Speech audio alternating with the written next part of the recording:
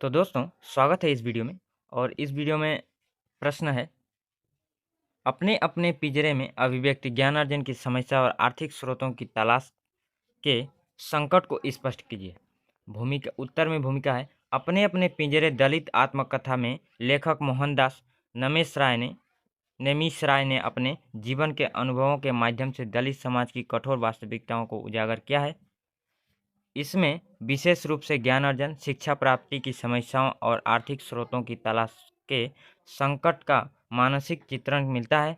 यह रचना बताती है कि गरीबी, अशिक्षा और सामाजिक भेदभाव किस प्रकार मिलकर दलित समाज के विकास में बाधा बनते हैं।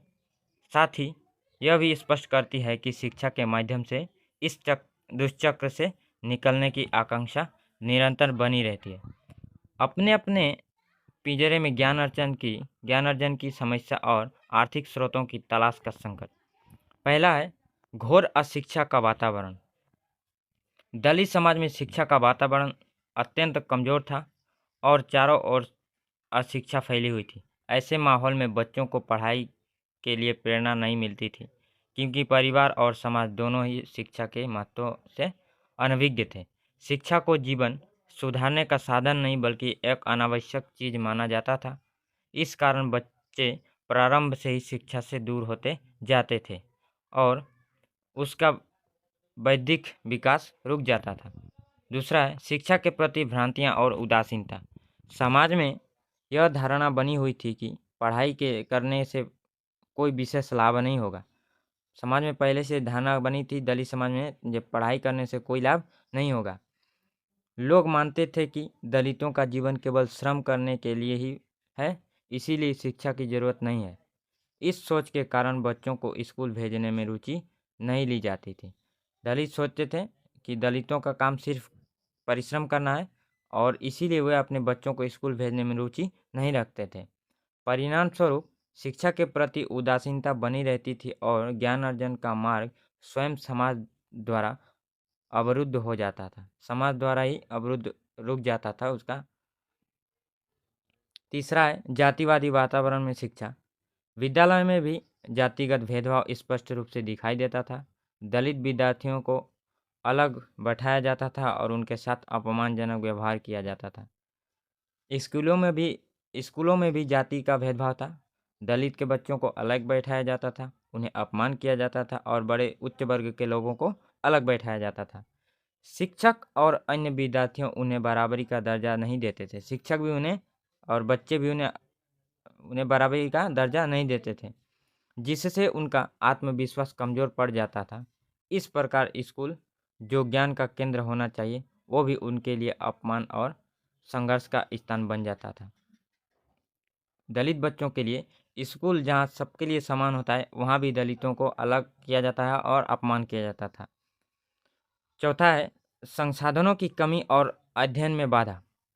गरीबी के कारण पढ़ाई के लिए आवश्यक संसाधन जैसे किताब, कॉपियाँ और फीस उपलब्ध नहीं हो पाती थी। घर में पढ़ने के लिए उपयुक्त वातावरण भी नहीं होता था। कई बार बच्चों को काम के साथ साथ पढ़ाई करनी पड़ती थी, जिससे वे पूरी तरह ध्यान नहीं दे पाते थे। यह संसाधनों की कमी उनके ज्ञान अर्जन को सीमित कर देती है। पढ़ने का संसाधन भी कम था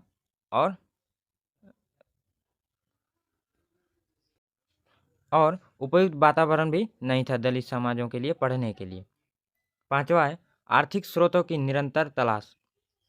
मतलब पैसों की तलाश, आर्थिक स्रोत की निरंतर तलाश करते थे। जीवन में आर्थिक स्थिरता का अभाव होने के कारण परिवार को लगातार आय के साधन खोजने पड़ते थे। परिवार को लगातार पैसे और इनकम का रास्ता ढूंढना पड़ता था। यह संघर्ष इतनी अधिक होता था कि शिक्षा जैसी महत्वपूर्ण चीज पीछे छूट जाती थी। यह आर्थिक संसाधन खोजना इतना कठिन था कि जो मूल्यवान शिक्षा का जो समय था महत्वपूर्ण, वो भी पीछे छूट जाता था। जीविका चलाना ही प्राथमिक लक्ष्य बन जाता था और हर सदस्य किसी न किसी तरह आय बढ़ाने में लगा रहता था। छठा है, मजदूरी और अस्थायी रोजगार पर निर्भरता।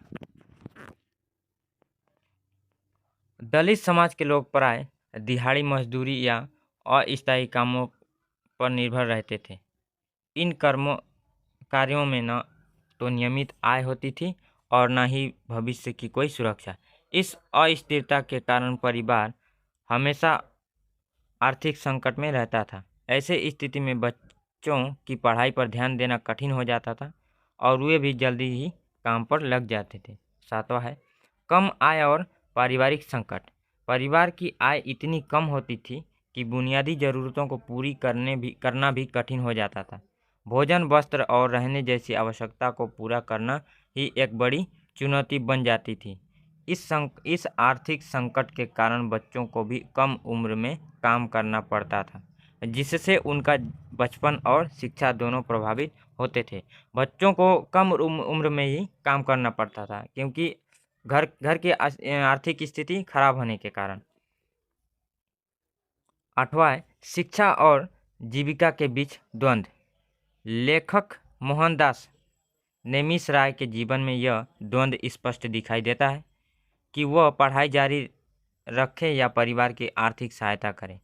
कई बार परिस्थितियां उसे पढ़ाई छोड़कर काम करने के लिए मजबूर करती है।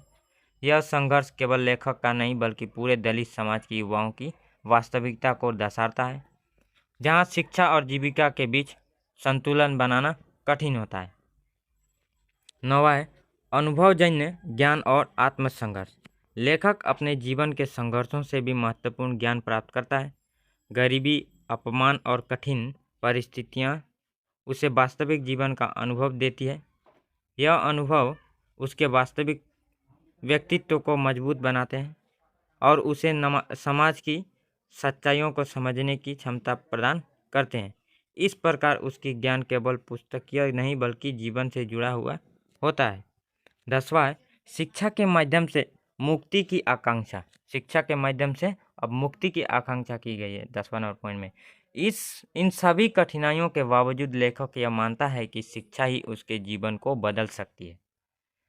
वह समझता है कि ज्ञान प्राप्त करके ही वह गरीबी और शोषण के मुक्त हो सकता है। इसीलिए वह निरंतर संघर्ष करता है और शिक्षा के माध्यम से अपने भविष्य को बेहतर बनाने का प्रयास करता है। यह आकांक्षा पूरे दलित समाज के लिए प्रेरणादायक है।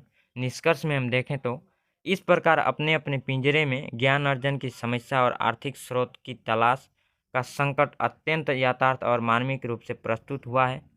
यह आत्मकथा स्पष्ट करती है कि गरीबी, अशिक्षित और सामाजिक भेदभाव मिलकर एक ऐसा दुष्चक्र बनाते हैं जिससे बाहर निकलना कठिन है, लेकिन शिक्षा और निरंतर संघर्ष के माध्यम से इस स्थिति को बदला जा सकता है। तो वीडियो कैसा लगा लाइक शेयर कर दीजिएगा और मिलेंगे अगले वीडियो में।